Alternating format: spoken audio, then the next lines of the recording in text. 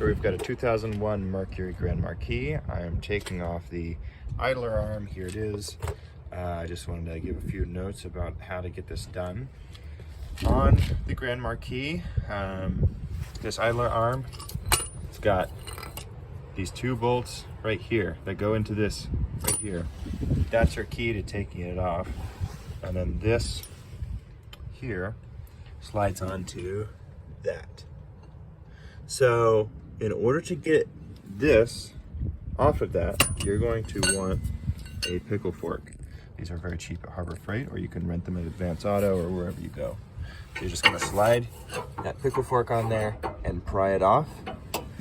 And for this side, I saw this part of the frame where there's these holes, and that's what seems to go to the bolts that go through here. So I thought I would put an extension bar in there and loosen them. But my theory is, and you can put in the comments, tell me if I'm wrong, when I'm right, whatever, those were not moving. They were not moving at all. And I tried literally everything. I tried an extension bar, torque wrench, everything, and they weren't budging. So I just took off the nuts from the end of them, and this thing came right off. So you'll see right there's where the idler arm slides onto, and here is that other part it slides onto.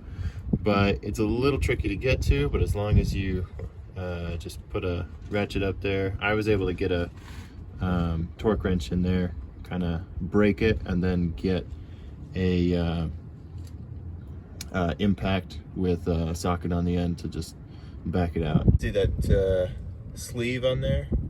That is, this part right here has gotten stuck on to the bolt. So this is slid off onto the bolt and it's stuck on there. So that's not supposed to be there, so make sure to take that off, or else you won't be able to get this part on there.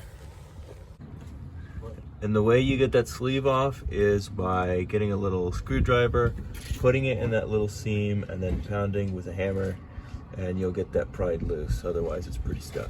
With the screwdriver, open that gap enough to where we were able to get the screwdriver head in there and then turn it. So when we turned it, it started prying that open, and then we were able to slide it off. So get that head in there, turn it that way, and that will spread it apart enough. Definitely keep your old nuts, because they don't provide you new ones, so that you're going to use that to slide your new idler arm on. And it's pretty, yeah, not the worst repair ever.